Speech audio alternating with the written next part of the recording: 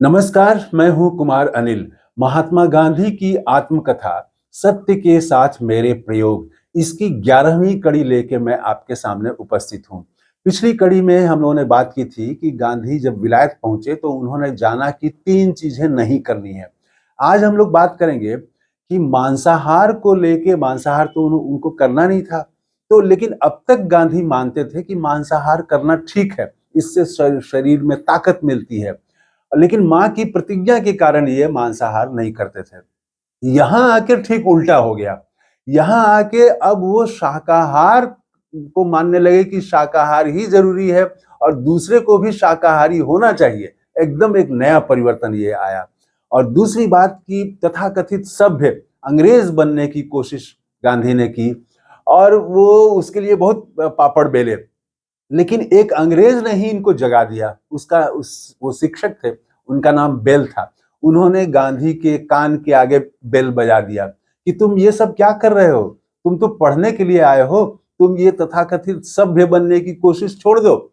और वहां से गांधी जागे। तो ये आज भी रोचक बातचीत है, इसी की बात आज हम करेंगे।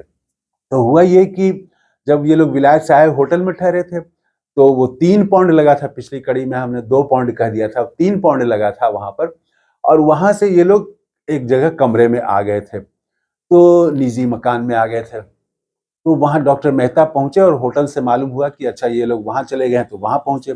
डॉक्टर मेहता ने कहा कि यहाँ काम नहीं चलेगा, मैं तुमको अपने एक मित्र के यहाँ ले चलता हूँ। तो वो अपने मित्र के यहाँ ले गए। वो मित्र जो थे काफी अच्छे आदमी थे और उन्होंने गांधी का स्वागत किया, अपने भाई की तरह स्वागत किया और वहां पर रहे। अब दूसरे दिन सुबह में तो लपसी, वो जई के आटे का लपसी, ये तो ठीक था, इससे तो थोड़ा सा पेट भरा हल्का। लेकिन दोपहर के खाने में और रात के खाने में मेज पर इन्होंने जब बताया कि मैं मांसाहार नहीं करूंगा, तो वो मित्र बहुत परेशान हुए। वो कहे कि यहाँ तो तुम नहीं खाओगे तो कैसे चलेगा। तो खैर किसी तरह से ये रोटी और साग का, थोड़ा सा साग और रोटी का कुछ टुकड़ा खा के ये रह गया। दूसरे दिन फिर खाने के मेज पर वही चर्चा। अब ये रोज बहस हो। तो वो तो एकदम से, वो जो मित्र थे, डॉक्टर मेहता के मित्र, वो एक दिन बहुत परेशान हो गए और उन्होंने यहाँ तक कह दिया कि अगर तुम मेरे सगे भाई होते तो तुमको मैं यहाँ से लौटा देता, वापस भेज देता भारत। वो एकदम चिड़चिड़ा गए उस दिन वो। लेकिन गांधी यही कहते थे कि मैं अपनी माँ को मैंने जो वचन दिया है उसको मैं तोड़ नहीं सकता हूँ, बस यही आड़ लेते थे गांधी। और उसके बाद में वो बात खत्म हो गई। लेकिन फिर दूसरे दिन खाने की मेज पर ये, तो वो काफी कोशिश करते रहे कि ये मांसाहार करे। तो उन्होंने किताब भी बल्कि एक निकाली और किताब का वो, उसमें एक उपयोगितावाद का एक सिद्धांत था, वो पढ़ के सुनाना शुरू किया उनके डॉक्टर मेहता के मित्र ने। और बताया कि किस प्रकार जो है वो मांसाहार करना जरूरी है। तो वहां पर भी वो किताब का भी असर नहीं पड़ा। उसके बाद भी गांधी जो है वो कहते रहे कि नहीं, मैं तो, आप मुझे डिगा नहीं सकते हैं, मैंने माँ के आगे प्रतिज्ञा ली है और मैं लाचार हूं, मैं आपकी बात का समर्थन नहीं कर सकता। बहुत एकदम दो टूक शब्दों में कह दिया। उसके बाद तो वो तो जो मित्र थे वो अवाक रह गए। फिर उन्होंने किताब बंद कर दी और कहा कि ठीक है, आज से मैं तुमसे बहस नहीं करूंगा। गांधी ने यह भी कहा कि मैं जानता हूं कि आप जो कुछ ये इतना मुझसे बहस करते हैं, वो मेरे प्रेम के कारण आप करते हैं, मुझे अपना समझते हैं और चाहते हैं कि मैं आगे बढ़ूं। और आपका, आपके मन में जो प्रेम है, उसी प्रेम भाव के कारण आप मुझ पर दबाव डाल रहे हैं। लेकिन मैं लाचार हूं, मैं इस मामले में समझौता नहीं कर सकता। उसके बाद वो, उन्होंने भी किताब बंद कर दी और उसके बाद कहा कि ठीक है, अगर तुमको, बेंथम की वो किताब थी, तो वो ठीक है, तुम नहीं खाना चाहते हो तो मत खाओ, मैं आज से बहस नहीं करूंगा। वहां बात खत्म हो गई। लेकिन दोनों के संबंधों में कोई फर्क नहीं पड़ा, वो उसी तरह से ध्यान रखते रहे। तो खैर अब वहां तो ये आधा पेट ही खाते, कभी पेट नहीं भरा 1 महीने तक इनका। दिन में दूध नहीं मिलता, रात में दूध नहीं मिलता और सब्जी में नमक नहीं, और सब चीज उबला हुआ, तो साग भी ऐसे ही उबला हुआ। तो किसी तरह से साग, रोटी का कुछ टुकड़ा और मुरब्बा, बस यही खाते दिन में और रात में। और सुबह वही लपसी मिलती जई के आटे का। तो 1 महीना वहां गुजरा। उसके बाद में वो जो डॉक्टर मेहता थे, तो उन्होंने कहा कि मैं तुमको दूसरी जगह लेके चलता हूँ।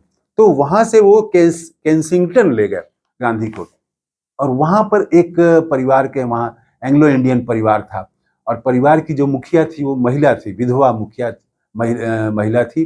उनकी दो बेटियां थी, वहां ले गए।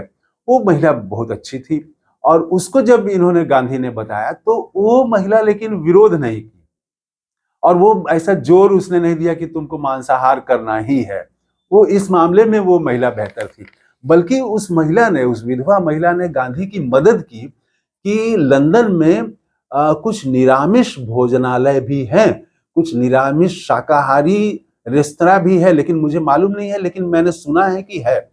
अब तो गांधी को एक उम्मीद जगी। उसके बाद में ये तो अब रोज जो है वहां से 10 मील वो चला करते थे, पैदल गलियों में घूमते रहते थे कि कहीं मिल जाए शाकाहारी भोजन का। तो वो खोजते खोजते एक दिन उन्होंने खोज लिया, वो शाकाहारी भोजनालय इन्होंने खोज लिया, रेस्तरां खोज लिया। और तो समझिए कि इनकी खुशी का कोई ठिकाना नहीं। इनको तो लगे कि अब हमने तो एकदम से भगवान को ही पा लिया, एकदम आनंदित हो गए। और वहां पर वो तेजी से बढ़े, उस रेस्तरां में गए। लेकिन रेस्तरां के दरवाजे पर ही वहां पर शीशे के भीतर में कुछ किताबें रखी हुई थी, और लिखा हुआ था बिक्री के लिए। उसमें एक किताब थी कि निरामिष भोजन, शाकाहारी भोजन के हिमायत में एक किताब थी। वो किताब इन्होंने कुछ बहुत कम पैसे में ही वो उन्होंने खरीद ली वो किताब। और उसके बाद वहां जाके इन्होंने भरपेट खाना खाया, अन्न का अन्नाहार वो था वो। तो अन्न का आहार इन्होंने किया, बिना मांस, बिना मछली मांसाहार किए बिना ही भरपेट वहां पर ये खाना खाए। और वो किताब लेके आए, फिर उन्होंने किताब पढ़ना शुरू किया उसको। तो वो जब किताब पढ़े तो वहां से वो उसके बाद फिर और कई किताबें पढ़ी शाकाहार पर। तो उसमें ऐसी भी किताबें मिली जिसमें एक किताब में ये साबित किया गया था कि ईसा मसीह भी निरामिष थे। और भी इस तरह से जो धार्मिक महापुरुष हुए हैं, वो कैसे कैसे महान लोग जो हुए हैं, वो कैसे कैसे शाकाहारी रहे हैं, ये उसमें दर्शाया गया था, साबित करने की कोशिश की गई थी। एक किताब मिली कि अन्नहार के जरिए, शाकाहार के जरिए सिर्फ अनाज का भोजन में बदलाव करके कैसे विभिन्न बीमारियों को नियंत्रित किया जा सकता है, विभिन्न बीमारियों को ठीक किया जा सकता है। तो इस किताब से इनको और बल मिला। तो अब तक ये मानते रहे थे गांधी की मांसाहार ठीक है, और किसी दिन मैं भी मांसाहार करूंगा और दूसरे को भी कहूंगा कि ये शरीर स्वस्थ रखने के लिए जरूरी है। लेकिन इन किताबों को पढ़ने के बाद अब इनको लगा कि माँ के आगे जो मैंने प्रतिज्ञा की थी वो बिल्कुल सही प्रतिज्ञा थी। और अब उस प्रतिज्ञा में उनको आनंद आया पहली बार। और तब अब उनके मन में एक लोभ ये आया कि अब मैं लोगों को, पहले तो था कि मांसाहारी बनाऊंगा लोगों को, बाद में अब आया इनके मन में ख्याल, ये लोभ आया कि अब मैं लोगों को शाकाहारी बनाऊंगा, निरामिष बनाऊंगा। तो ये एक बड़ा परिवर्तन आया। और वो मित्र जो थे, वो जहां से ये आए थे, तो वो मित्र लगातार चिंतित रहते थे कि पता नहीं गांधी के साथ क्या हुआ। उन्होंने बीच में एक बार नाटक दिखाने के लिए इनको जो है वो थिएटर में बुलाया, और वहां भी वो खिलाने की कोशिश की, वहां पर ये नहीं खाए। तो उन्होंने कहा कि ठीक है, तो तुम जाओ बाहर खोज लो अपना खाना, निरामिष खाना, और खोज के वो शो शुरू होने के समय आ जाना। तो ये बाहर गए, इनको कुछ नहीं मिला, भूखे पेट इन्होंने नाटक देखा, और उसके बाद वो फिर वहां से चले आए।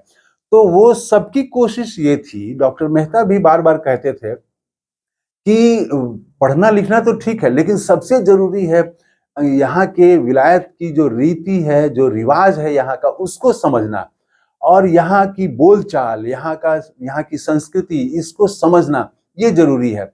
और वो जो मित्र थे वो भी यही चाहते थे कि ये तो अगर नहीं खाएगा तो ये यहाँ के समाज से, जो इंग्लैंड का समाज है, उससे घुल मिल नहीं पाएगा, तो फिर सीख नहीं पाएगा, आगे नहीं बढ़ेगा। ये एक चिंता के मूल में था। तो गांधी जी ये बात को समझते थे, तो इन्होंने, अब वो तो मांसाहार वाला तो वो खत्म हो गया, अब तो ये निरामिष अब इनको मिल गया, वो और सैद्धांतिक आधार भी मिल गया। अब लेकिन वो जो चिंता थी कि ये घुल मिल नहीं पाएगा, इंग्लैंड में रह नहीं पाएगा, टिक नहीं पाएगा, तो इन्होंने सोचा कि वो करके मुझे दिखाना है। तो उसके बाद इन्होंने वहां के लोगों की तरह के कुछ पोशाक सिलवाए, उसमें काफी पैसा खर्चा हुआ। फिर पियानो सिखाने वाले जगह वहां पर एडमिशन लिया, पियानो भी कुछ सीखना शुरू किया। डांस क्लास इन्होंने ज्वाइन किया, और डांस सीखना बड़ा मुश्किल था। वो एक पैर कब आगे, उनका कभी पाँव जो है उस तरह से सीधे उसके ढंग से स्टेप नहीं पड़े। तो वो किया। उसके बाद में इन्होंने जाना वहां पर कि इंग्लैंड में जो है वो रहने के लिए और अच्छा सभ्य बनने के लिए फ्रेंच जानना भी जरूरी है, क्योंकि फ्रेंच जो है पूरे यूरोप में की भाषा है, लोग जानते हैं, लोग कॉमन भाषा है। तो फ्रेंच भी सीखना शुरू किया। उसके बाद में वो वायलिन एक खरीदा कि वायलिन सीखेंगे, वो भी सीखना। तो कई इस तरह के क्लासेस में इन्होंने एडमिशन लिया।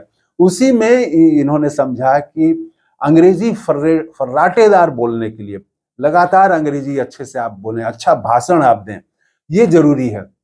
तो एक ये ऐसे शिक्षक को इन्होंने खोजा जो कि अंग्रेजी में अच्छा भाषण देना सिखा सके। वहां गए और वहां पर जब वो अंग्रेजी शिक्षक, उनका नाम था बेल, तो उन्होंने उनको जब ये सब बात बताया इन्होंने अपने बारे में, तो उन्होंने गांधी के कान के आगे एक और बेल बजा दिया। वो बेल बजाया, उन्होंने ही कहा कि तुम पढ़ने के लिए आए हो, ये सभ्य बनने का चक्कर छोड़ो। ये जो वायलिन तुम क्लास ज्वाइन किए हो, ये वायलिन तो तुम भारत में भी सीख सकते हो। इसी तरह से पियानो, ये भी तुम भारत में सीख सकते हो। फर्राटेदार बोलने की जो है, ये सब चीजें तुम वहां सीख सकते हो। फ्रेंच भाषा भी तुम भारत में सीख सकते हो। यहाँ तो तुम पढ़ने के लिए आए हो, इसलिए पढ़ाई पर अपना ध्यान दो। यहां से एकदम गांधी जाग गए। उसके बाद इन्होंने सारे टीचर्स, जहां जहां इन्होंने एडमिशन लिया था, इंस्टीट्यूट में, डांस क्लास में और पियानो क्लास में, वायलिन वाले टीचर के यहाँ, सबको पत्र लिखा कि मुझे क्षमा करें, मैं अब आपका क्लास नहीं करूंगा। और उसके बाद वो वायलिन वाले शिक्षक के यहाँ भी गए और उसको भी वो अपना पत्र उन्होंने दिया, और वो साथ में वायलिन भी दिया कि जितने में ये वायलिन बिक जाए इसको बेच दीजिएगा। और उसके बाद उन्होंने वो सब जो तथाकथित सभ्य बनने का जो जुनून था, भूत था, उस भूत को, जो बेल शिक्षक जो थे, उन्होंने उस भूत को उतार दिया था। और उसके बाद से तो फिर अब वो सभ्य बनने का चक्कर छूट गया। अब पूरा ध्यान उनकी पढ़ाई पर, और जो काम के लिए वो आए हैं विद्यार्थी की भूमिका में, उस भूमिका की तरफ उनका पूरा ध्यान गया। तो 1 महीने के बाद वो भरपेट खाना खाए थे, निरामिष खाना, जो उनको रेस्तरां मिला था। बड़ा परिवर्तन ये हुआ कि अब वो शाकाहार के प्रचारक बन गए। सैद्धांतिक रूप से उन्होंने मान लिया कि शाकाहार बेहतर है। और दूसरा वो कि वो तथाकथित सभ्य बनने का, अंग्रेज बनने का जो नशा, जो भूत सवार हो गया था, वो भूत एक अंग्रेज ने ही उतार दिया। वो भी भले आदमी थे, उन्होंने उतार दिया। तो इस कड़ी में इतना ही। कैसा लगा आपको ये कमेंट करके जरूर बताइएगा। थैंक यू, धन्यवाद, जय हिंद।